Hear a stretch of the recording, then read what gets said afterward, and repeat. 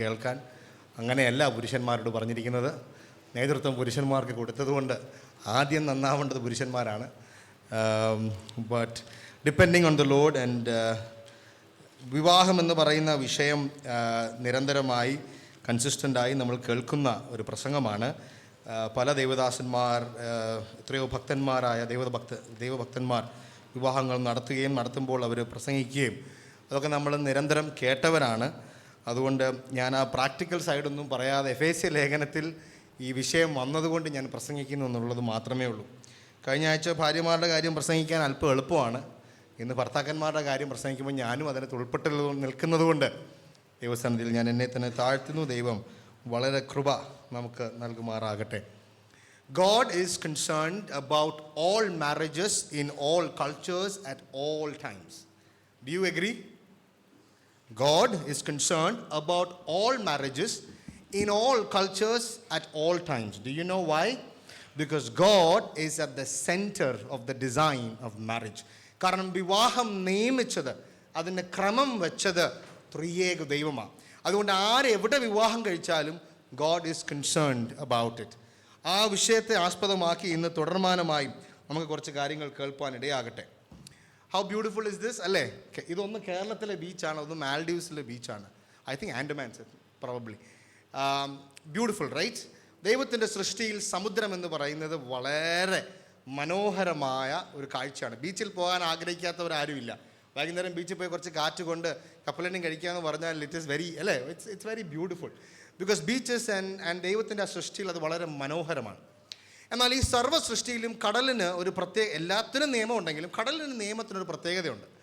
ഇയ്യോബിൻ്റെ പുസ്തകത്തിൽ സമുദ്രത്തെ ദൈവം ആക്കി വെക്കുമ്പോൾ സമുദ്രത്തോട് ദൈവം എന്താ പറയുന്നത്? ഇവിടം വരെ നിനക്ക് വരാം, ഇതിൻ്റെ അതിര് നീ കടക്കരുത്. ഇവിടെ നിന്റെ തിരമാലകളുടെ ഗർവം, here the roar of your waves, the anger of your waves, the pride of your waves ഇവിടെ നിൽക്കും, ഇതിനപ്പുറം കടക്കരുത്. ഇനി കടൽ ഇത് അനുസരിച്ചില്ലെന്ന്, ഇത് ദൈവം വെച്ച ക്രമമാണ്. കടൽ ഇത് അനുസരിച്ചില്ല എന്ന് വെച്ചോ, നമ്മുടെ അവസ്ഥ എന്താ? ഈ കടൽ വരുന്നതനുസരിച്ച് നമ്മളും വീട് വെച്ച് മാറി. കൊച്ചിയെപ്പറ്റി ഒരു വലിയ പരാതി അല്ലെങ്കിൽ ഒരു വലിയ കൺസേൺ എന്ന് പറഞ്ഞാൽ കടലിൻ്റെ അല്ലേ ഹൈറ്റ് കൂടിക്കൊണ്ടേ ഇരിക്കുക. പക്ഷെ കടൽ ബീച്ച് കയറാൻ, കര കയറാൻ തീരുമാനിച്ചാൽ നമ്മൾ എന്ത് ചെയ്യും? വീട് മാറ്റിക്കൊണ്ടേ അല്ലേ? ആ ഓർഡർ, ആ ഡിസൈൻ, സൃഷ്ടിക്കപ്പെട്ട വ്യക്തി, സൃഷ്ടിക്കപ്പെട്ട വസ്തു സൃഷ്ടാവിന് മുകളിൽ ഒരു ക്രമത്തിലേക്ക് പ്രവേശിച്ചാൽ നമുക്ക് ജീവിക്കാൻ പറ്റുമോ? മുഴുവനും അലമ്പാവും, മുഴുവനും അലുകുലത്തിലേക്ക്. എന്ന് വെച്ചാൽ everything will become devastated, it is going to be destroyed. ദൈവം വെച്ച ക്രമത്തെ നമ്മൾ ഖനിക്കാൻ പാടില്ല. കുടുംബത്തിലും ദൈവം ഒരു ക്രമം വെച്ചിട്ടുണ്ട്. There is an order, there is a design, there is a pattern that the triune God has kept. And the world, the culture, ideologies and philosophies are trying to break this order. ഈ creation ആസ്പെക്റ്റിനെ, ദൈവം വെച്ച ക്രമത്തെ അവർ പല ഭാഗങ്ങളിൽ നിന്ന് target ചെയ്യാണ്. സാത്താൻ വളരെ തന്ത്രപൂർവമായി സ്ത്രീകളുടെ മനസ്സിൽ, കുഞ്ഞുങ്ങളുടെ മനസ്സിൽ, പുരുഷന്മാരുടെ മനസ്സിൽ, സമൂഹത്തിൻ്റെ മനസ്സിൽ പലവിധമായ കാരണങ്ങൾ പറഞ്ഞുകൊണ്ട് ഈ ക്രമത്തെ റിവേഴ്സ് ചെയ്യാനായിട്ട് ശ്രമിക്കുക. ഈ ഓർഡർ, ദൈവം വെച്ച ക്രിയേഷൻ മാരേജ് ഓർഡർ റിവേഴ്സ് ചെയ്താൽ നാം പിടിച്ചെടുത്ത് ഇത് നിൽക്കില്ല. It will all be destroyed in due course. And that is what is happening to the world also. Marriages are being dysfunctional. It is against the order of God. പുരുഷൻ ഭാര്യയെ വിവാഹം കഴിക്കണം. പുരുഷന്മാരും വിവാഹം കഴിച്ചാൽ ദൈവത്തിൻ്റെ ഓർഡറിനെ നശിപ്പിക്കുകയാണ്. അങ്ങനെയാണെങ്കിൽ എന്ത് സംഭവിക്കും? പ്രോക്രിയേഷൻ സംഭവിക്കില്ല. You are directly competing against the order.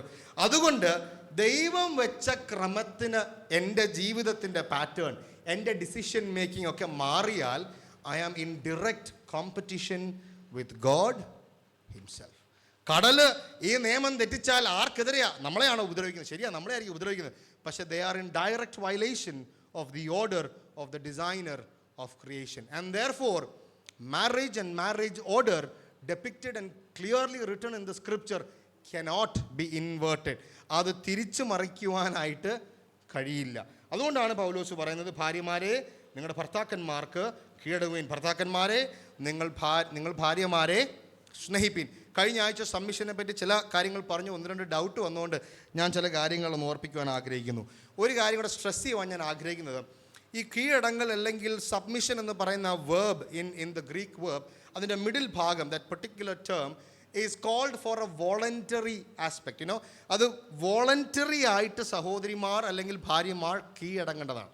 It's a voluntary act of gesture of submission to your husband or to the leaders of your family. നിങ്ങൾ അവരെന്നെ സ്നേഹിച്ചാലേ അല്ലെങ്കിൽ ഭർത്താവ് എന്നെ കരുതിയാലേ ഞാൻ കീഴടങ്ങുമെന്നുള്ള ആസ്പെക്റ്റോ പ്രൊവിഷനോ അവിടെ ഇല്ല. It is voluntary, and therefore your submission to your husband, to the leadership of the family, has to come voluntarily from your heart. രണ്ടാമത്തെ case പറഞ്ഞത്, സഹോദരിമാർ മിടുക്കരല്ലേ, ഒരാൾ വന്ന് ചോദിച്ചു അവരെ കീഴ്പ്പെടുത്താൻ അല്ലെങ്കിൽ അവർ കീഴടങ്ങേണ്ട നമ്മൾ പറയുന്നത് ശരിയാണോ ഈ കാലത്ത്? അപ്പം the background of that question is women are smarter, women are അല്ലേ, വിമൻ സ്മാർട്ടർ ആണോ സ്മാർട്ടർ അല്ലയോ എന്നുള്ളതല്ല ഇവിടുത്തെ വിഷയം. നമ്മുടെ സമൂഹത്തിൽ ഇന്ന് പ്രത്യേകിച്ച് കേരളത്തിലോ സൗത്ത് ഇന്ത്യയിലോ അല്ലെങ്കിൽ ലോകത്ത് പാടുന്നാൽ the way women are excelling in terms of their knowledge, in terms of education, അവരുടെ കഴിവ്, പലപ്പോഴും സഹോദരിമാർക്കാണ് ഓർഗനൈസിങ് കപ്പാസിറ്റി കൂടുതലുള്ളത് അല്ലേ, ബിക്കോസ് അവരുടെ മൈൻഡ് അത്രയും വയേർഡാണ്. they have sometimes more skill. അവരുടെ എഡ്യൂക്കേഷൻ, അവരുടെ കപ്പാസിറ്റി, അവരുടെ പേയ്മെൻറ്റ്, അവരുടെ compensation probably might be higher than the husband. പക്ഷേ ഒരു കാര്യം ഞാൻ പറയട്ടെ, അക്സെപ്റ്റൻസ് ഓഫ് ദ ലീഡർഷിപ്പ് അല്ലെങ്കിൽ ലീഡർഷിപ്പ് കൊടുത്തത് പെർഫോമൻസിൻ്റെ ബേസിസിലല്ല. ദൈവം ക്രമം വെക്കുന്നത് പെർഫോമൻസിൻ്റെ ബേസിസിൽ അല്ല. സഭയിലെ മൂപ്പന്മാരെ എങ്ങനെ ആക്കുന്നത്? ഏറ്റവും പെർഫോം ചെയ്യുന്ന ആൾക്കാണ് മൂപ്പന്മാരെ കൊടുക്കുന്നത്? അല്ല, ദൈവം ആക്കി വെച്ച ഒരു ക്രമമുണ്ട്. How the elders have to be selected.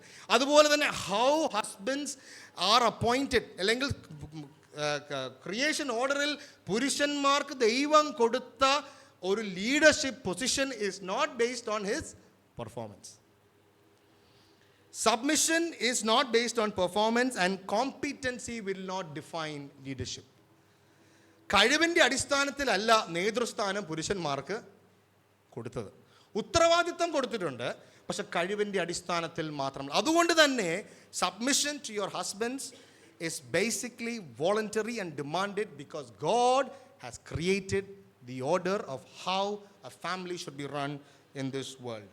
വേറൊരാൾ ചോദിച്ച ചോദ്യം, കോൺഫ്ലിക്റ്റ് ഉണ്ടാകുമ്പോൾ രണ്ട് ഭാര്യയും ഭർത്താവും തമ്മിൽ when there is an argument അല്ലെങ്കിൽ ദർ ഈസ് എ ഡിഫിക്കൽട്ടി, അല്ലെങ്കിൽ വളരെ ഡിഫിക്കൽട്ടായിട്ട് ഒരു ഡിസിഷൻ ഉണ്ടാകണം അല്ലെങ്കിൽ എടുക്കണം എന്ന് വെച്ചാൽ how do you come to terms with it? അതിനകത്ത് പല സബ്ജക്റ്റിവിറ്റി ഉണ്ടാകും. ആ വിഷയത്തിൻ്റെ അടിസ്ഥാനത്തിൽ എന്ത് വിഷയത്തിലാണ് തീരുമാനം എടുക്കുന്നത്, അല്ലെങ്കിൽ മക്കളുടെ ബേസിലുള്ള തീരുമാനമാണോ, ജോലിയോടുള്ള തീരുമാനമാണോ, ഭവനപണിയുടെ തീരുമാനമാണോ, സഭയിലെ തീരുമാനം, ഞാൻ പറഞ്ഞു തരുന്നുണ്ടോ? പല തീരുമാനങ്ങൾ അതിൻ്റേതായ സബ്ജക്റ്റിവിറ്റി നിലനിൽക്കുന്നുണ്ട്. എന്നാലും ഒരു ജനറൽ പ്രിൻസിപ്പിൾ എന്ന് പറയുന്നത്, ഒരു കോൺഫ്ലിക്റ്റ് ഉണ്ടായിക്കഴിഞ്ഞാൽ ലീഡർഷിപ്പ് ആർക്കാണ് കൊടുത്തിരിക്കുന്നത്? സഹോദരന്മാർക്കാണ് കൊടുത്തിരിക്കുന്നത്. സഹോദരിമാർക്ക് ആ തീരുമാനം അംഗീകരിക്കാൻ ബുദ്ധിമുട്ടാണെങ്കിൽ പോലും, അല്ലെങ്കിൽ അങ്ങനെ ഒരു തീരുമാനം എടുത്താൽ കുഴപ്പത്തിലേക്കാണ് കുടുംബം പോകുന്നതെന്ന് തോന്നിയാൽ പോലും, അത് ഭർത്താക്കന്മാരോട് സബ്മിഷൻ്റെ in the spirit of submission notify your husband. But in the spirit of submission you are also asked, I trust you to do what is right. ഭർത്താക്കന്മാർ ശരിയായ തീരുമാനം എടുക്കുമെന്നുള്ള വിശ്വാസം ഭർത്താക്കന്മാരെ ഏൽപ്പിച്ച് ആ തീരുമാനത്തിന് വഴങ്ങണം. നാളെ ആ തീരുമാനം തെറ്റിയാൽ അത് തെറ്റിപ്പോയെന്ന് അംഗീകരിക്കാനുള്ള മനസ്സും ഭർത്താക്കന്മാർക്ക് ഉണ്ടാകണം. പക്ഷേ when a conflict comes, I trust that you will do what is right എന്ന് പറഞ്ഞ് കീഴടങ്ങുന്നതാണ് കോൺഫ്ലിക്റ്റിലും ദൈവം വെച്ചിരിക്കുന്ന ക്രമം. അല്പം ബുദ്ധിമുട്ട് അംഗീകരിക്കാൻ, ബട്ട് ഇതാണ് ക്രമം. Let's not break the order of God. 25-ാം വാക്യം ആശംസ ഉള്ളതുകൊണ്ട് കുറച്ച് ഉറക്കെ വായിക്കാൻ ആഗ്രഹിക്കുന്നു. Ephesians chapter 5. Can we read verse 22 onwards? എഫേസ്യ ലേഖനം 5-ാം അധ്യായം 22 മുതലുള്ള വാക്യങ്ങൾ. ഭാര്യമാരെ കർത്താവിന് എന്ന പോലെ സ്വന്തം ഭർത്താക്കന്മാർക്ക് കീഴടങ്ങുവിൻ. ക്രിസ്തു ശരീരത്തിന്റെ രക്ഷിതാവായി സഭയ്ക്ക് തലയാകുന്നത് പോലെ ഭർത്താവ് ഭാര്യയ്ക്ക് തലയാകുന്നു. എന്നാൽ സഭ ക്രിസ്തുവിന് കീഴടങ്ങിയിരിക്കുന്നത് പോലെ ഭാര്യമാരും ഭർത്താക്കന്മാർക്ക് സകലത്തിലും കീഴടങ്ങിയിരിക്കണം. ഭർത്താക്കന്മാരെ ക്രിസ്തുവും സഭയെ സ്നേഹിച്ചതുപോലെ നിങ്ങളുടെ ഭാര്യമാരെ സ്നേഹിപ്പിൻ. അവൻ അവളെ വചനത്തോടു കൂടിയ ജലസ്നാനത്താൽ വെടിപ്പാക്കി വിശുദ്ധീകരിക്കേണ്ടതിനും കറ ചുളുക്കം മുതലായത് ഒന്നുമില്ലാതെ സഭയെ ശുദ്ധയും നിഷ്കളങ്കയുമായി തനിക്ക് തന്നെ തേജസ്സോടെ മുൻനിർത്തേണ്ടതിനും തന്നെത്താൻ അവൾക്കു വേണ്ടി ഏൽപ്പിച്ചു കൊടുത്തു. അവണ്ണം ഭർത്താക്കന്മാരും തങ്ങളുടെ ഭാര്യമാരെ സ്വന്തം ശരീരങ്ങളെപ്പോലെ സ്നേഹിക്കേണ്ടതാകുന്നു. ഭാര്യയെ സ്നേഹിക്കുന്നവൻ തന്നെത്താൻ സ്നേഹിക്കുന്നു. ആരും തന്റെ ജഡത്തെ ഒരു നാളും പകച്ചിട്ടില്ലല്ലോ. ക്രിസ്തുവും സഭയെ ചെയ്യുന്നത് പോലെ അതിനെ പോറ്റി പുലർത്തുകയത്രേ ചെയ്യുന്നത്. നാം അവന്റെ ശരീരത്തിന്റെ അവയവങ്ങളല്ലോ. അത് നിമിത്തം ഒരു മനുഷ്യൻ അപ്പനെയും അമ്മയെയും വിട്ട് ഭാര്യയോട് പറ്റുചേരും, ഇരുവരും ഒരു ദേഹമായി തീരും. ഈ മർമ്മം വലിയത്.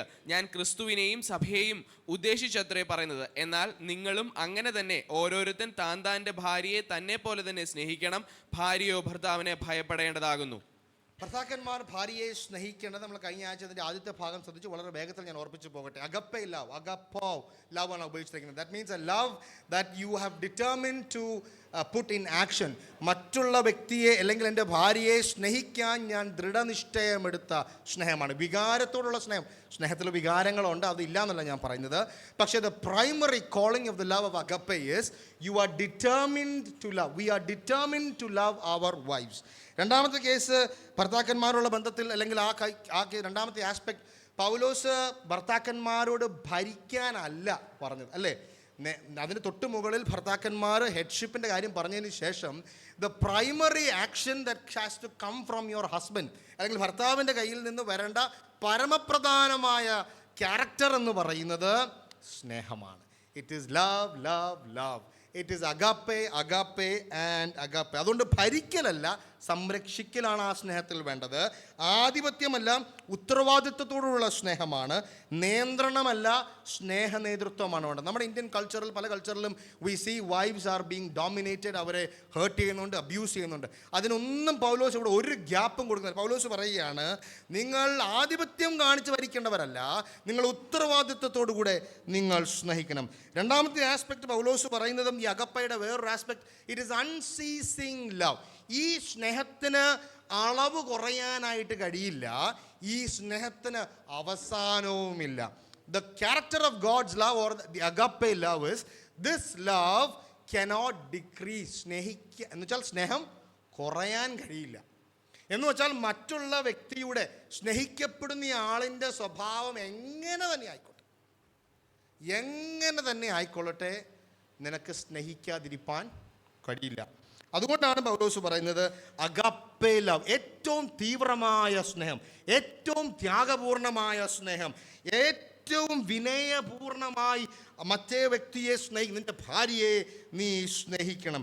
And therefore he closes that topic and then he tells very clearly, നിന്റെ സ്നേഹത്തിൻ്റെ നമ്പർ 1 ഔട്ട്കം, ഏറ്റവും വലിയ ഔട്ട്കം നിന്റെ ഭാര്യയിൽ എന്താണെന്നറിയാവോ?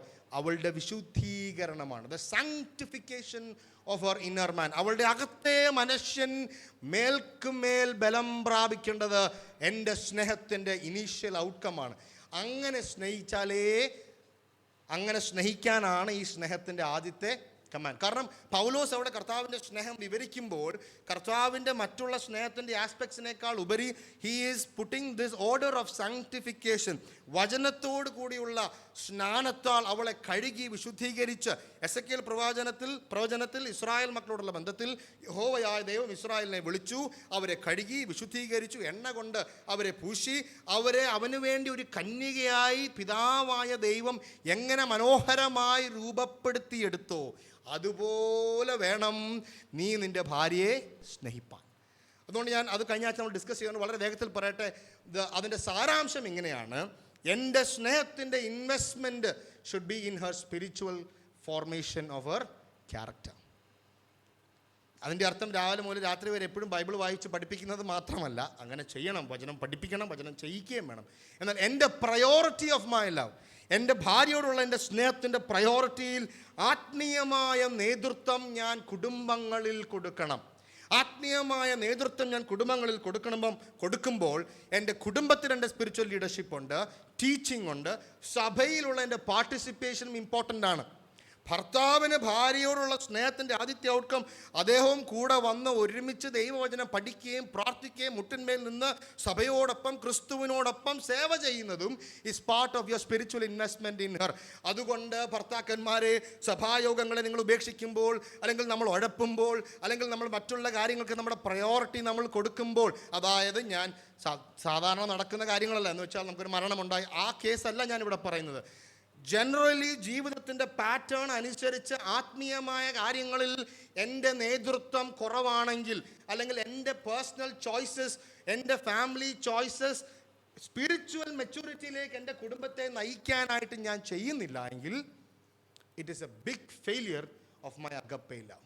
കാരണം എൻ്റെ സ്നേഹത്തിൻ്റെ ഔട്ട്കം എൻ്റെ കുടുംബത്തിൻ്റെ, എൻ്റെ ഭാര്യയുടെ സ്പിരിച്വൽ ഫോർമേഷനാണ്. അവളെ വചനത്തോടു കൂടിയ ജലസ്നാനത്താൽ കഴുകി കറ, ചുളുക്കം മുതലായവ ഇല്ലാതെ അവളെ തേജസ്സോടെ ക്രിസ്തു എങ്ങനെ മണവാട്ടിയെ നിലനിർത്തുന്നു, അതുപോലെ തന്നെ ഭർത്താക്കന്മാരെ നമ്മൾ അവരെ മുൻനിർത്തിക്കൊണ്ട് ക്രിസ്തുവിൻ്റെ സ്വഭാവത്തോട് അനുരൂപപ്പെടുത്തിയെടുക്കേണ്ട ആക്ഷൻസിലേക്ക് നമ്മൾ വന്നുകൊണ്ടേയിരിക്കണം. ഭയങ്കര ഡിഫിക്കൽട്ട് അല്ലേ? What A difficult command in that love. 10 പ്രാവശ്യം ഐ ലവ് യു എന്ന് പറഞ്ഞിരുന്നെങ്കിൽ നമുക്കത് കുഴപ്പമില്ല, കാരണം അവർക്കും അതാ കേൾക്കാൻ ആഗ്രഹം. But that my action, my love, my investment, my time, my priority is in a spiritual formation. ഞാൻ മുന്നോട്ട് പോകട്ടെ. വേറൊരു കാര്യം കഴിഞ്ഞ ആഴ്ച പറഞ്ഞപ്പോൾ ഒരാൾ ചോദിച്ചു, വാട്ട് ഡിഡ് യു മീൻ? അതായത് ഈ സ്നേഹത്തിൻ്റെ ഒരു ഇമ്പാക്റ്റ് എന്ന് പറയുന്നത് പ്യൂരിറ്റിയാണ്. അപ്പോൾ ഞാൻ കുഞ്ഞുങ്ങളോട് പ്രത്യേകം പറഞ്ഞു, if somebody comes and tells you I love you and if that love is lustful run away from, അതൊന്ന് എക്സ്പ്ലെയിൻ ചെയ്യാനായിട്ട് 1-2 കുഞ്ഞുങ്ങൾ ചോദിച്ചു. What I try to mean in that aspect is, നിങ്ങൾ സ്നേഹിക്കപ്പെടുക, നിങ്ങൾ വിവാഹ ജീവിതത്തിലേക്ക് പ്രവേശിക്കുന്നതിന് മുൻപ് നിങ്ങളെ ആരെങ്കിലും അപ്രോച്ച് ചെയ്താൽ, സ്കൂളുകളിൽ, ടീനേജിൽ, കൗമാരത്തിൽ, അല്ല നമ്മളെല്ലാം ആ പ്രായത്തിൽ കൂടെ കടന്നു പോയതാണ്. And if someone comes and tells you that they love you and they want to invest in you, അല്ലെങ്കിൽ they have an infatuation against you, and if that is going to, the intention of that is making you sin, നിങ്ങളെ കൊണ്ട് പാപം ചെയ്യിക്കാനാണ് ആ വ്യക്തി ആഗ്രഹിക്കുന്നെങ്കിൽ അങ്ങനെയുള്ള വ്യാജമായ സ്നേഹത്തിൽ നിന്ന് ഓടിക്കണം.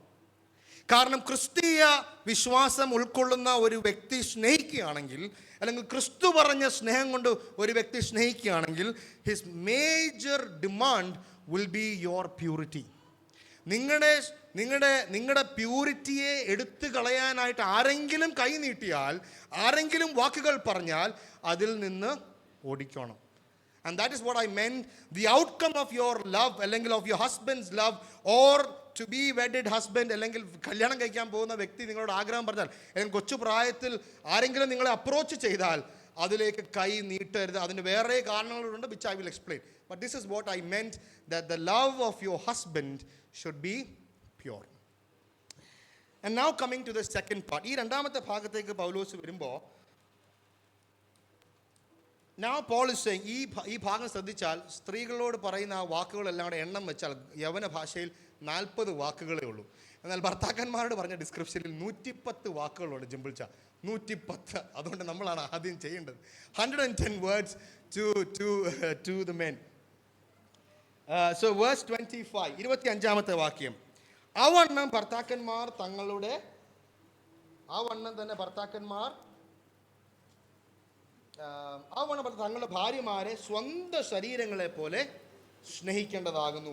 ഭാര്യയെ സ്നേഹിക്കുന്നവൻ തന്നെ താൻ സ്നേഹിക്കുന്നു. So the first reason is ക്രിസ്തു സഭയെ സ്നേഹിച്ചതുപോലെ സ്നേഹിക്കണം, അവളുടെ പ്യൂരിറ്റിയാണ്. Now Paul is trying to explain an old concept in a new way. What he's trying to say, ഭർത്താവ് എങ്ങനെയാ ഭാര്യയെ സ്നേഹിക്കേണ്ടത്? സ്വന്തം ശരീരങ്ങളെ പോലെ സ്നേഹിക്കണം.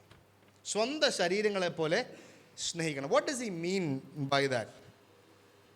What does he mean by that? Now when he comes down to the lower part, നമ്മൾ 31ാമത്തെ വാക്യം വായിക്കുമ്പോൾ, ഇരുവരും ഒരു ദേഹമായി തീരും. പൗലോസ് പറയുകയാണ്, ക്രിസ്തുവിൻ്റെ ശരീരമായ സഭ എങ്ങനെയായോ അതേ ശരീരത്തെ ക്രിസ്തു എങ്ങനെ സ്നേഹിക്കുന്നു, നിങ്ങളും നിങ്ങളുടെ ശരീരത്തെ എങ്ങനെ സ്നേഹിക്കുന്നു, അതുപോലെ ആരെ സ്നേഹിക്കണം? ഭാര്യമാരെ സ്നേഹിക്കണം. What does he mean by that? He's saying, one concept what he's trying to drive is, the wife will become one body with the husband when she marries. Okay, there is one body. അതായത് ഭാര്യ ഭർത്താവിനോട് പറ്റിച്ചേരുമ്പോൾ, അപ്പനും അമ്മയും വിട്ട് രണ്ടുപേരും വിവാഹം കഴിക്കുമ്പോൾ അവർ ഒരു ദേഹമായി തീരും. What is the concept of one flesh? In marriage, when you are united in marriage, you are also united in your sexual union. നിങ്ങൾ ഒരു ദേഹമായി തീരും. അതിൻ്റെ ബൈ പ്രൊഡക്റ്റ് ആണ് കുഞ്ഞുങ്ങൾ, രണ്ടുപേരുടെയും ജീൻസ് അടങ്ങുന്ന കുഞ്ഞുങ്ങൾ. So that is an age old concept that God has driven for marriage. You both are becoming one. അങ്ങനെ വരുമ്പോൾ ഭാര്യ നിന്റെ ശരീരമാകുമ്പോൾ നീ നിന്റെ ശരീരത്തെ എങ്ങനെ സ്നേഹിക്കുന്നുവോ അതേ ആസ്പെക്റ്റിൽ നീ നിന്റെ ഭാര്യയെയും സ്നേഹിക്കണം. How natural is your love for your body? എൻ്റെ സ്വന്തം ശരീരത്തിന് ഞാൻ എത്ര നാച്ചുറലായിട്ടാണ് സ്നേഹിക്കുന്നത്. എങ്ങനെയാണ് സ്നേഹിക്കുന്നത്? രാവിലെ എഴുന്നേറ്റ ഉടനെ പല്ല് തേക്കും, ഇല്ലേ? പല്ല് തേച്ചില്ലെങ്കിൽ എന്ത് പറ്റും? ഇറ്റ് വിൽ കറപ്റ്റ്, ഇത് അഴുക്കായി പോകും, അല്ലേ? ഇനി ഭാര്യമാർ ഡെൻറ്റിസ്റ്റുകളാണെങ്കിൽ രാത്രിയും കൂടെ നമ്മളെ പല്ല് തേപ്പിക്കും. So the way you care up for your body. രാവിലെ ചായ വേണം, കാപ്പി വേണം, വിശന്നാൽ 8 മണിക്ക് തന്നെ ആഹാരം വേണം, 1 മണിക്ക് ആഹാരം വേണം, 4 മണിക്ക് ചായ വേണം, അല്ലേ? നമ്മുടെ ശരീരത്തിൽ നമ്മൾ ഡ്രസ്സ് ചെയ്യുന്നത് എങ്ങനെയാണ്? നമ്മൾ നല്ല ഡ്രസ്സ് ഇടാൻ നോക്കും, ചുളുക്കമുള്ള ഡ്രസ്സ് നമ്മൾ ഇടാൻ നോക്കത്തില്ല, കീറിയ ജീൻസ് ഇടാൻ നോക്കത്തില്ല. ഇപ്പോഴത്തെ തലമുറ ഇടുന്നുണ്ടായിരിക്കാം, പക്ഷെ ഞാൻ പറഞ്ഞത് the way we want to carry our self is for the impression of we want to ensure that we are carried well. നമ്മുടെ ശരീരങ്ങളെ നാം എന്തുമാത്രം നാച്ചുറലായിട്ട് കെയർ ചെയ്യുന്നുണ്ടോ, പൗലോസ് പറയുകയാണ്, ആ നാച്ചുറാലിറ്റി വരണം നിൻ്റെ സ്നേഹത്തിൽ. നിൻ്റെ ശരീരത്തെ നീ എങ്ങനെ നാച്ചുറലായിട്ട് ഓട്ടോമാറ്റിക്കായിട്ട് ഒരു മോട്ടിവേഷനും ഇല്ലാതെ വളരെ ഇൻസ്റ്റിങ്ക്റ്റീവായിട്ട് how do you love your wife, അതേ ആക്ഷൻ വേണം എൻ്റെ ഭാര്യയോട് ഞാൻ കാണിക്കാൻ. പറഞ്ഞ മനസ്സിലാവുന്നുണ്ടോ? Are you getting the point what Paul is trying to say? Paul is saying അത്രയും നാച്ചുറാലിറ്റിയിൽ നിൻ്റെ ശരീരത്തെ നീ സ്നേഹിക്കുന്നെങ്കിൽ അതേപോലെ തന്നെ നീ സ്നേഹിക്കണം. നിർത്തിയില്ല പൗലോസ്. എങ്ങനെയാണ് പറയുന്നത്? പൗലോസ് അടുത്ത വാക്യത്തിൽ പറയുന്നത്, ആരും തൻ്റെ ജഡത്തെ ഒരു നാളും പകച്ചിൽ. Now is going to the negative aspect. ശരീരത്തെ ആരെങ്കിലും പകച്ചിട്ടുണ്ടോ?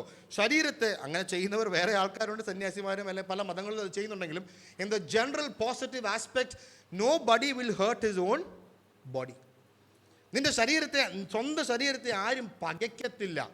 ഇന്നത്തെ ദിവസം ചില നാളുകൾക്ക് മുമ്പ് ഞാനൊരു പോഡ്കാസ്റ്റ് കണ്ടപ്പോൾ ഇന്ത്യയിൽ ഏറ്റവും വലിയ ഓൺലൈൻ ട്രേഡിംഗ് പ്ലാറ്റ്ഫോം ഉണ്ടാക്കിയ സെറോദ ഉണ്ടാക്കിയ ഓണേഴ്സ് തമ്മിൽ പറയുന്നത് കേട്ടു. അവർ പലരും ഡിസ്കസ് ചെയ്തപ്പോൾ they are trying to do products and they are trying to do things that will increase their life. ആയുസ് കൂട്ടാൻ വേണ്ടി അവർ ശ്രമിക്കുകയാണ്. അവരുടെ ബോഡി എന്തുമാത്രം അവർ പ്രിസർവ് ചെയ്യാമോ അത്രത്തോളം they are trying to, because so that they can increase their life. Paulose പറയുകയാണ്, നിൻ്റെ ശരീരത്തെ നീ പകയ്ക്കുന്നില്ല, നിൻ്റെ ശരീരത്തോട് നീ ഉപദ്രവം കാണിക്കുന്നില്ല. അങ്ങനെയാണെങ്കിൽ ഏക ശരീരമായ നിൻ്റെ ഭാര്യയെ നീ ഇതുപോലെ സ്നേഹിക്കണം. നിൻ്റെ ശരീരത്തെ നീ എങ്ങനെ കരുതുന്നോ അതുപോലെ നിൻ്റെ ഭാര്യയെ നീ കരുതണം. നിൻ്റെ ശരീരത്തെ നീ പകയ്ക്കുന്നില്ലല്ലോ, അവളെയും നീ പകയ്ക്കാൻ പാടില്ല. നിൻ്റെ ഭാര്യയെ നീ ഹേറ്റ് ചെയ്യുവാൻ പാടില്ല, അബ്യൂസ് ചെയ്യാൻ പാടില്ല. How carefully you take care of your body, take care of your wife. എന്നിട്ട് പൗലോസ് പറയുകയാണ്, ക്രിസ്തുവും സഭയെ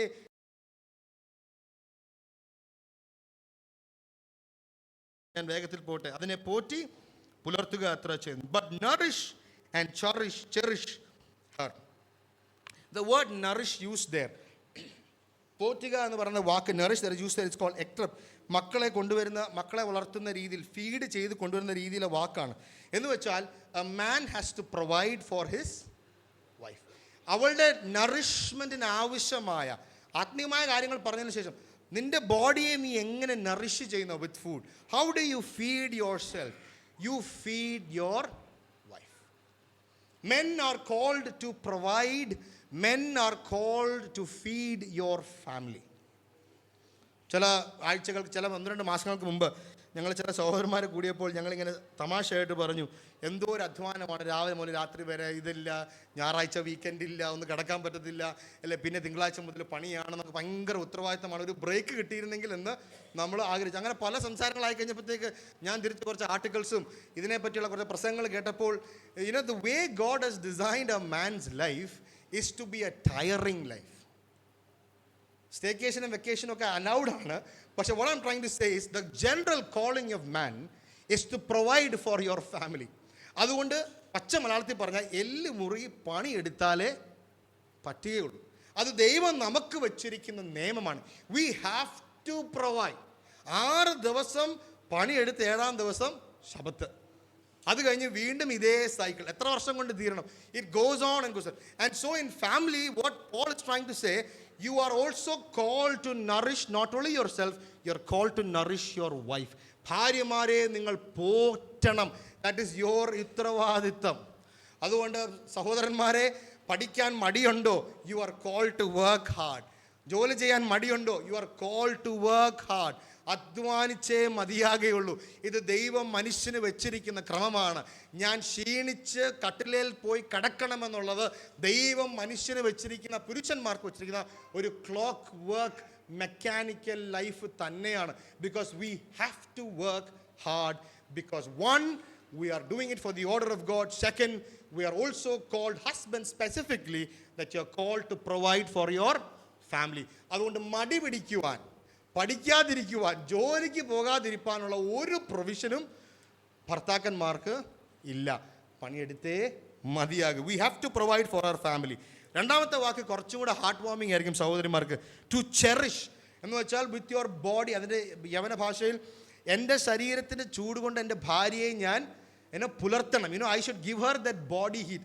എൻ്റെ വാംത്തിൽ, എൻ്റെ ആ ഊഷ്മളതയിൽ, എൻ്റെ സ്നേഹത്തിൻ്റെ ആ കവചത്തിൽ അവളെ ചെറിഷ് ചെയ്യണം. I cherish Har. So in the way what God is trying to say, when you have your wife, നിന്റെ യൗവനത്തിലെ ഭാര്യയോ അല്ലെങ്കിൽ നിന്റെ ഭാര്യയോ, you cherish her, you live with her, you enjoy that life, and you give her the warmth of your heart, of your body, of your companionship with your wife. And it is important. It is important. അതുകൊണ്ട് മാറിക്കിടക്കാൻ പോലും ഭർത്താക്കന്മാർക്ക് അനുവാദം. അസുഖം ഉണ്ടെങ്കിലും അത് വേറെ case. പക്ഷേ you are supposed to live in a very careful and understanding way and cherish your wife. നിന്റെ ഭാര്യയെ നീ ചെറിഷ് ചെയ്തേ മതിയായിക്കോളൂ. ഞാനത് പറഞ്ഞ് അവിടെ കൊണ്ട് അവസാനിപ്പിക്കും. 1 തിമോത്തിയോസിൻ്റെ ലേഖനത്തിൽ പൗലോസ് വളരെ കൃത്യമായിട്ട് പറയുന്നുണ്ട്, തനിക്കുള്ളവർക്കും പ്രത്യേകം സ്വന്തം കുടുംബത്തിന് വേണ്ടി അധ്വാനിക്കാത്തവർ ദൈവരാജ്യത്തിന് കൊള്ളാത്തവരാണ്. You should work hard for your family. And then Paul comes to verse 30 വാക്യം. നാം അവൻ്റെ ശരീരത്തിൻ്റെ അവയവങ്ങൾ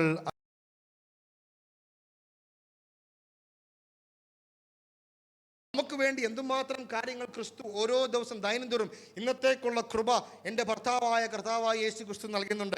ഇന്നത്തേക്കുള്ള പോഷണം അവൻ എനിക്ക് നൽകുന്നുണ്ട്. വചനത്താൽ കൂടെ അവൻ എന്നെ ശുദ്ധീകരിക്കുന്നുണ്ട്.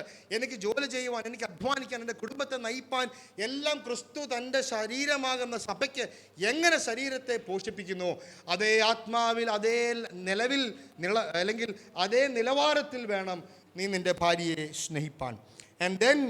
And then he comes to one more aspect I wanted to bring to your attention. പല ആൾക്കാരും കഴിഞ്ഞ ദിവസം വേറൊരാളെന്നെ വിളിച്ചപ്പോൾ പറഞ്ഞു, ഈ കീഴ്പ്പെടാതെ എങ്ങനെ സ്നേഹിക്കാൻ പറ്റും എന്ന് പലരും ചോദിച്ചിട്ടുണ്ട് അല്ലേ. ഒരു കണ്ടീഷനും സ്നേഹത്തിന് ദൈവം നൽകിയിട്ടില്ല. അതുകൊണ്ടാണ് ഈ സഭയെ സ്നേഹിക്കുന്ന കേസിൽ പൗലോസ് അറിയാം, നമ്മളെപ്പോലുള്ള പുരുഷനായിരുന്നു പൗലോസും. അതുകൊണ്ട് പൗലോസിനറിയാം ഒരു ഒഴിവ് കഴിവും പറയാനിടയാകാത്തതുകൊണ്ട് പൗലോസ് എന്താ ചെയ്തത്? ക്രിസ്തു സഭയെ സ്നേഹിച്ചതുപോലെ.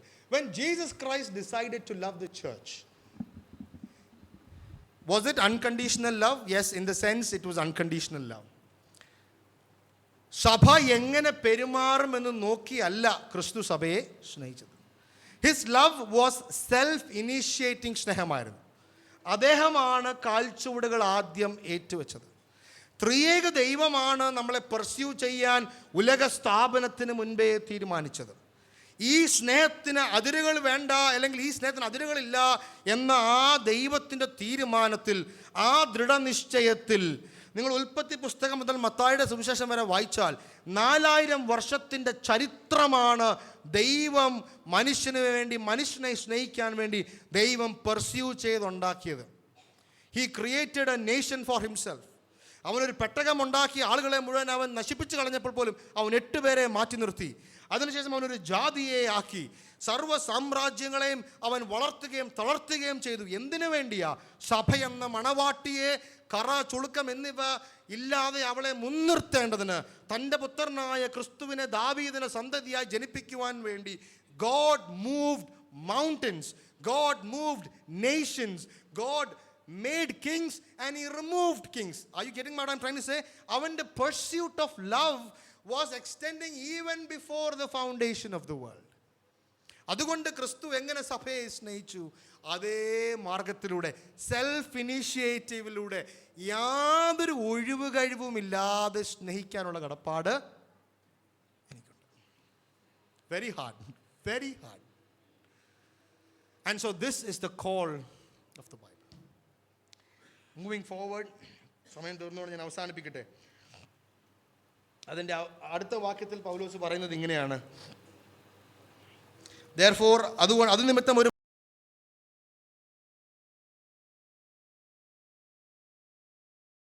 ബോഡി ഞാൻ ആ കോൺസെപ്റ്റ് എക്സ്പ്ലെയിൻ ചെയ്തുകൊണ്ട് ഞാൻ മാറുന്നില്ല. ഭാര്യയും അല്ലെങ്കിൽ അമ്മയും അപ്പന്മാരെയും വിടുക എന്ന് പറഞ്ഞു കഴിഞ്ഞാൽ the point is that you are not ignoring them. The point is now your wife will become your priority. ഞാൻ എൻ്റെ അപ്പൻ്റെ അമ്മയുടെയും കൂടെ ജീവിക്കുന്ന കാലഘട്ടം ഞാൻ എൻ്റെ പിതാവിൻ്റെ കുടുംബക്കാരനാണ്. ഐ ആം ആ family, my family is my fathers family. ഞാൻ ഭാര്യയെ വിവാഹം കഴിക്കുമ്പോൾ then I become the extended family of my father. ഇത് എൻ്റെ കുടുംബമായി മാറുകയാണ്. എൻ്റെ ഭാര്യ, എൻ്റെ കുഞ്ഞുങ്ങൾ, എൻ്റെ യൂണിറ്റിൻ്റെ ഉത്തരവാദിത്വം ദൈവം എന്നെയാണ് ഏൽപ്പിച്ചിരിക്കുന്നത്. അതുകൊണ്ട് I cleave on to my wife, leaving my parents. That does not mean we are ignoring them or there is going to be conflict, but the point is I become one particular unit. ഞാൻ ആ വിഷയത്തിലേക്ക് പോകുന്നില്ല. അവസാനം ഈ മർമ്മം വലിയ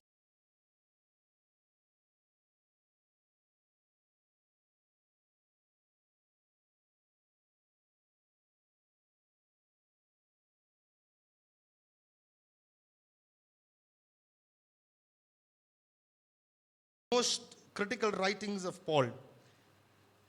Paul is saying that husbands, love your wives as Christ loved the church. Sanctify her with truth. സത്യത്തിൽ അവളെ വിശുദ്ധീകരിക്കുക. രണ്ട്, സ്വന്തം ശരീരങ്ങളെ സ്നേഹിച്ചതുപോലെ നീ അവളെ സ്നേഹിക്കേണ്ടതാകുന്നു, നീ അവളെ കരുതേണ്ടതാകുന്നു. It is imperative of husbands, once you have entered into the covenant of marriage, വിവാഹ ഉടമ്പടിയിലേക്ക് ഞാൻ കാലെടുത്തു വെച്ചാൽ, I am supposed to love her unceasingly. തീരാതെ വണ്ണം, അവസാനമില്ലാതെ വണ്ണം ഞാൻ അവളെ സ്നേഹിക്കണം. അവളുടെ കുറവുകൾ ഇനി എന്തുമായിക്കൊള്ളട്ടെ, ആ കുറവുകളോടുകൂടെ ഞാൻ അവളെ സ്നേഹിക്കണം. ഒരു കുറവും പറയാനായിട്ട് ദൈവസന്നിധിയിൽ നമുക്ക് ഒരു അവകാശവുമില്ല. പുരുഷന്മാരെ സംബന്ധിച്ചിടത്തോളം സ്വർഗത്തിൽ ചെല്ലുമ്പോൾ ദൈവം കണക്ക് നമ്മൾ ഓരോരുത്തരോടും ചോദിക്കുമ്പോൾ ആദ്യം വ്യക്തിപരമായ വിശ്വാസ ജീവിതത്തിൻ്റെ കണക്ക് ചോദിക്കും. രണ്ടാമത് എൻ്റെ മാത്രമല്ല കണക്ക് ചോദിക്കുന്നത്, എൻ്റെ കുടുംബത്തിൽ എൻ്റെ കയ്യിലേക്ക് ദൈവം നൽകിയവരുടെ കണക്കും ഞാൻ ബോധിപ്പിക്കേണ്ടത് ആവശ്യകതയാണ്. അവിടെ വെച്ച് നമ്മുടെ കരങ്ങൾ കുറഞ്ഞു പോകരുത്, നമ്മുടെ ബലം ക്ഷയിച്ചു പോകരുത്. എൻ്റെ ഭാര്യയെ ക്രിസ്തു സ്നേഹിച്ചതുപോലെ സ്നേഹിപ്പാൻ എനിക്ക് കഴിയണം. എൻ്റെ മക്കൾക്കുള്ള സ്പിരിച്വൽ ലീഡർഷിപ്പ് കൊടുപ്പാൻ എനിക്ക് കഴിയണം. എൻ്റെ കുടുംബത്തിന് ഡയറക്ഷൻ സെറ്റ് ചെയ്യുവാൻ എനിക്ക് കഴിയണം. ഞാൻ എല്ലാം മുറുകി പണിയെടുത്തേ മതിയാകുകയുള്ളൂ, ഞാൻ പ്രൊവൈഡ് ചെയ്തേ മതിയാകുകയുള്ളൂ, ഞാൻ അവരെ കെയർ ചെയ്തേ മതിയാകുകയുള്ളൂ. എനിക്കിതിനകത്ത് ഒരു ഒഴിവ് കഴിവും പറഞ്ഞിട്ടില്ല. ഇതെൻ്റെ വിശുദ്ധീകരണം കൂടെയാണ്. പെർഫെക്റ്റ് ആയുള്ള ഒരു സഹോദരിയെ കിട്ടിയാൽ ഒരു കുറവും പറയാനില്ല, അല്ലേ? ഒരു കുറവും പറയാനില്ല. എന്ത് പറഞ്ഞാലും അനുസരണം, നമ്മൾ ചോദിക്കുന്ന കാര്യങ്ങൾ നമ്മളെ അങ്ങ് സ്നേഹിക്കും. ഒരു കുറവുമില്ലാത്ത ഒരു വ്യക്തിയെ കിട്ടിയാൽ സ്നേഹിക്കാൻ വളരെ എളുപ്പമാണ്, വളരെ എളുപ്പമാണ്. അപ്പം ഇനി സ്നേഹത്തിന് പ്രത്യേകിച്ചല്ലേ ഒരു കോസ്റ്റ് ഇല്ല. പക്ഷെ കർത്താവ് പറയുകയാണ്, കുറവുകളുള്ള ആളുകളെയാണ് ഞാൻ നിൻ്റെ കരങ്ങളിലേക്ക് നൽകിയത്. Because she has flaws. അവൾക്ക് കുറവുകൾ ഉള്ളത് കൊണ്ട് തന്നെ നിന്റെ വിശുദ്ധീകരണത്തിൽ നീ പരിശുദ്ധാത്മാവ് നിറഞ്ഞവനായി നീ അവളെ സ്നേഹിക്കേണ്ടത് ആവശ്യമാണ്. അതാണ് കർത്താവ് ഇവിടെ വ്യക്തമായിട്ട് താൻ ഇവിടെ അവസാനിപ്പിക്കുമ്പോൾ ഒരു കാര്യം കൂടെ ഞാനൊന്ന് ഓർപ്പിക്കട്ടെ. ഈ എല്ലാ ഭാഗത്തും പൗലോസ് പറയുമ്പോൾ almost 6 to 7 times he is talking and quoting Christ and the church. സഭ, ക്രിസ്തു സഭ. ഭാര്യമാരുടെ കേസ് പറയുമ്പോൾ എന്താ പറയുന്നത്? കർത്താവിന് കീഴടങ്ങുന്നത് പോലെ ഭർത്താക്കന്മാർക്ക് കീഴടങ്ങുക. ഭർത്താക്കന്മാരുടെ കാര്യം പറയുമ്പോൾ സഭയെ സ്നേഹിച്ചതുപോലെ. ഈ എല്ലാ ഇൻസ്റ്റൻസസിലും Christian marriages in Christ, you are called to reflect the gospel of the Lord Jesus Christ. കർത്താവായ യേശു ക്രിസ്തുവിൻ്റെ സുവിശേഷത്തിൻ്റെ ഡിസ്പ്ലേ ആയിരിക്കണം എൻ്റെ കുടുംബജീവിതം. It should not be the display of the power structure of my house. എൻ്റെ ഭവനത്തിൻ്റെ നേതാവ് ആരാണ്, കീഴടങ്ങുന്ന ആരാണെന്നുള്ളതല്ല അവിടുത്തെ വിഷയം. എൻ്റെ ഭാര്യയുടെ, എൻ്റെ മക്കളുടെ റിലേഷൻഷിപ്പിനുള്ള ബന്ധത്തിൽ ഞാൻ അവരെ നയിക്കുമ്പോൾ ലോകം കാണണം, ഓ ഇതൊരു സുവിശേഷം പറയുന്ന കുടുംബമാണ്. ക്രിസ്തു സഭയെ സ്നേഹിച്ചതുപോലെ എവിടുന്നാണ് നിനക്ക് ഇത്രയും സ്നേഹിപ്പാൻ കഴിയുന്നത്? കുറവുകളുള്ള ഭാര്യയെ എങ്ങനെ സ്നേഹിപ്പാൻ കഴിയും? നേതൃത്വം കുറവുള്ള അല്ലെങ്കിൽ കപ്പാസിറ്റി കുറഞ്ഞൊരു ഭർത്താവിന് ഒരു ഭാര്യ എങ്ങനെ കീഴ്പ്പെടുന്നു എന്നുള്ളത് കാണുമ്പോൾ ലോകം ചോദിക്കണം, what is driving your marriage? എന്താണ് നിങ്ങളുടെ കുടുംബത്തെ നയിക്കുന്നത്? അത് ക്രിസ്തുവാണ്, അത് സഭയാണെന്ന് എൻ്റെ കുടുംബം വിളിച്ചു പറയണം. എൻ്റെ കുഞ്ഞുങ്ങൾ, ഞാൻ കഴിഞ്ഞ ആഴ്ച വളരെ സ്പഷ്ടമായിട്ട് ഓർപ്പിച്ചതാണ്, ഞാൻ രക്ഷിക്കപ്പെട്ടാണോ അല്ലയോ എന്നുള്ളത് എൻ്റെ കുടുംബജീവിതം കാണുമ്പോൾ എൻ്റെ കുഞ്ഞുങ്ങൾക്ക് മനസ്സിലാകണം. എൻ്റെ ഭാര്യയെ ഞാൻ കുറവുകളോടെ സ്നേഹിക്കുമ്പോഴും കപ്പാസിറ്റി കുറവുള്ള ഭർത്താവിന്, അല്ലെങ്കിൽ എൻ്റെ ഭർത്താവിന് ഞാൻ കീഴടങ്ങാൻ വലിയ ബുദ്ധിമുട്ടാണ്, എങ്കിലും ഞാൻ കീഴടങ്ങി ജീവിക്കുമ്പോൾ എൻ്റെ കുഞ്ഞുങ്ങൾ കാണണം. This is the water test of the gospel. സുവിശേഷം ഈ കുടുംബത്തിൽ പ്രവർത്തിക്കുന്നു എന്നുള്ളത്, ഹൃദയത്തിൽ അത് മോട്ടിവേറ്റഡ് ആയ ആളുകൾ അവരുടെ ഉത്തരവാദിത്വം നിറവേറ്റുന്നത് കാണുമ്പോൾ the children should believe the power of the gospel, and they shouldn't simply see the structure of power that God has said. They should see the gospel, and that is why Paul is saying Christ and the church. ക്രിസ്തു സഭ, സഭ ക്രിസ്തു. ഭർത്താവിന് കീഴടങ്ങുന്നുണ്ടോ? ക്രിസ്തു സഭ. ഭാര്യയെ സ്നേഹിക്കുന്നുണ്ടോ? ക്രിസ്തു സഭ. ഇത് മുഴുവനും വരുവാനിരിക്കുന്ന ദൈവ കുഞ്ഞാടിൻ്റെ കല്യാണത്തെ വിളിച്ചു പറയേണ്ട ഒരു വിവാഹ ജീവിതമാണ് നാം നയിക്കേണ്ടത്. വളരെ ബുദ്ധിമുട്ടാണല്ലേ? നമ്മൾ പരാജയപ്പെട്ടു പോയത് എങ്ങനെ സ്നേഹിക്കാൻ? ഒറ്റ ചോദ്യമേ ഉള്ളൂ. ശരിയായി പറഞ്ഞതൊക്കെ ശരിയാ. ഒരാളിനോട് തമാശയായിട്ട് പറഞ്ഞു, ഈ എഴുതിയ ആൾ ചിലപ്പം വിവാഹം കഴിച്ച് കാണത്തില്ല, കർത്താവ് ചിലപ്പോൾ വിവാഹം കഴിച്ച്, ഇതൊക്കെ എങ്ങനെ സാധിക്കുമെന്ന് തമാശയായിട്ട് ഒരാൾ ഇതിനോട് ചോദിച്ചു. ഒറ്റ ഉത്തരമേ ഉള്ളൂ, പരിശുദ്ധാത്മാവ് നിറഞ്ഞവരായി തീരാതെ ഈ കാര്യം ചെയ്യാനായിട്ട് കഴിയില്ല.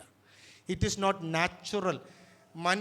ഒരു പുരുഷൻ്റെ സൗഭാഗ്യതയിൽ അല്ല, അവൻ്റെ നാച്ചുറാലിറ്റിയിൽ ഉൾപ്പെട്ട കാര്യമല്ല ഭാര്യയെ അഗപ്പെ സ്നേഹം കൊണ്ട് സ്നേഹിപ്പാൻ. ഒരു ഭാര്യയുടെ നാച്ചുറൽ മാനിന് ഉള്ള സ്വഭാവമല്ല ലീഡർഷിപ്പിന് കീഴടങ്ങിപ്പോകാൻ. ഇത് രണ്ടും വലിയ ബുദ്ധിമുട്ടാണ്. In a sinful state these two are difficult. അത് നടക്കത്തില്ല, അത് വലിയ പാടാണ്. പക്ഷെ കർത്താവിൽ രക്ഷിക്കപ്പെട്ട്, കർത്താവിൽ ജലത്തിൽ സ്നാനപ്പെട്ട് സഭയിൽ ആരാധിക്കുന്ന ഒരു വ്യക്തി, വിശ്വാസിയായ ഒരു വ്യക്തി, പരിശുദ്ധാത്മാവിൻ്റെ ശക്തി കൊണ്ട് മാത്രമേ ഇത് സാധിക്കൂ. കൊലോസ്യ ലേഖനത്തിൽ അജോച്ചാൻ സംസാരിക്കുമ്പോൾ നിങ്ങൾ അടുത്ത ഭാഗം ശ്രദ്ധിച്ചാൽ മതി. അവിടെ ഈ എങ്ങനെ സംസാരിക്കണം, പാപത്തിൻ്റെ പല കാര്യങ്ങൾ പറഞ്ഞ്, എഫേസ്യ ലേഖനത്തിൻ്റെ അതേ പാറ്റേൺ ആണ് പൗലോസ് കൊണ്ടുപോകുന്നത്, സെയിം പാറ്റേൺ. ആ കൊലോസ്യ ലേഖനത്തിലും ഈ കാര്യങ്ങളെല്ലാം പറഞ്ഞതിന് ശേഷം ഭാര്യ ഭർത്താവ് ബന്ധത്തിലേക്ക് പ്രവേശിക്കുമ്പോൾ പോലും അവിടെ വേറൊരു വാക്കാണ്, പരിശുദ്ധാത്മാവ് നിറഞ്ഞവരിന് പകരം അവിടെ പൗലോസ് വേറൊരു വാക്ക് ഉപയോഗിച്ചത്. എന്താണെന്നറിയാമോ? ക്രിസ്തുവിൻ്റെ വചനം എല്ലാ ഐശ്വര്യത്തോടും കൂടെ നിങ്ങളുടെ ഹൃദയത്തിൽ നിൽക്കണം. It's A same. ഹസ്ബൻഡ്സ് എന്ന് എഫേസ്യ ലേഖനത്തിൽ പറയുമ്പോൾ പരിശുദ്ധാത്മാവ് നിറഞ്ഞവരായി, കൊലോസ്യ ലേഖനത്തിൽ ഹസ്ബൻഡ്സിൻ്റെ കാര്യം പറഞ്ഞ് ഭാര്യമാരോട് ഭർത്താവുമാരോട് സംസാരിക്കുമ്പോൾ ക്രിസ്തുവിൻ്റെ വചനം ഐശ്വര്യമായി നിലകൊള്ളണം. എങ്ങനെയാണ് പരിശുദ്ധാത്മാവ് നിറഞ്ഞവരായി നാം ജീവിക്കേണ്ടത്? ക്രിസ്തുവിൻ്റെ വചനം ഐശ്വര്യമായി ഹൃദയങ്ങളിൽ നിന്നുകൊണ്ട് മാത്രമേ നമ്മുടെ അകത്തെ മനുഷ്യന് ബലപ്പെടുവാൻ കഴിയുകയുള്ളൂ, നമുക്ക് സ്നേഹിക്കുവാനായിട്ട് കഴിയുകയുള്ളൂ. And so one more point, love is also intelligent. ബുദ്ധിപരമായിട്ടാണ് കൂടെ നാം സ്നേഹിക്കേണ്ടത്, അല്ലേ? നമ്മൾ ബോധമില്ലാത്ത പോലെയല്ല നാം സ്നേഹിക്കേണ്ടത്.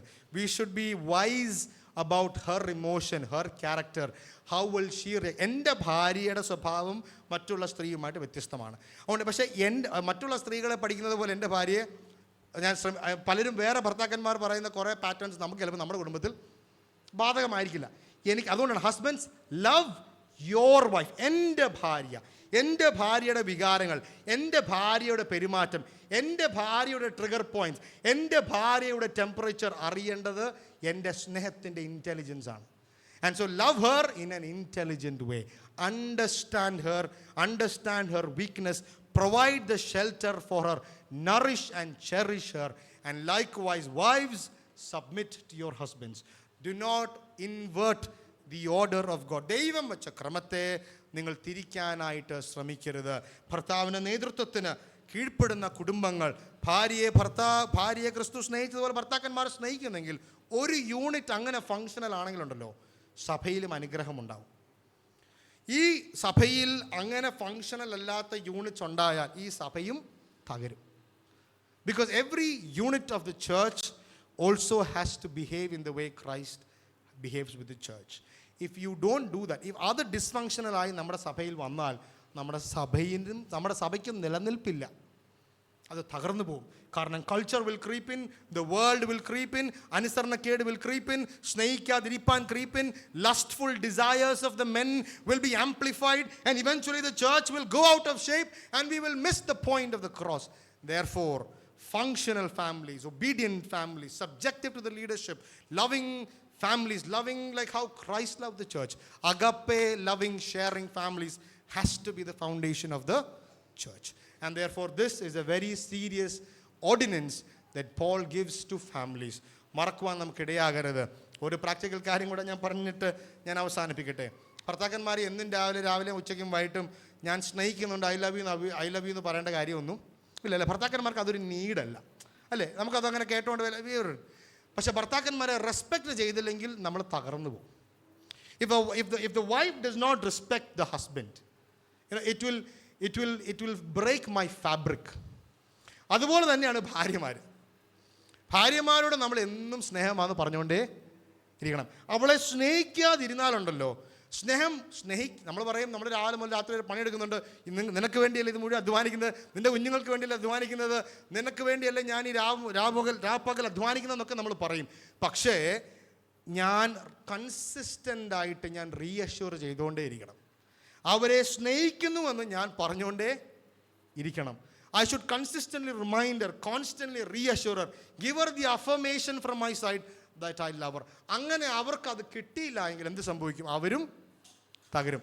അതുകൊണ്ടാണ് പൗലോസ് ഈ ഓർഡർ പറയുന്നത്, wives submit, husbands love your wives. ഈ വചനങ്ങളാൽ ദൈവം നമ്മെ തുടർമാനമായി സഹായിക്കുമാറാണ്.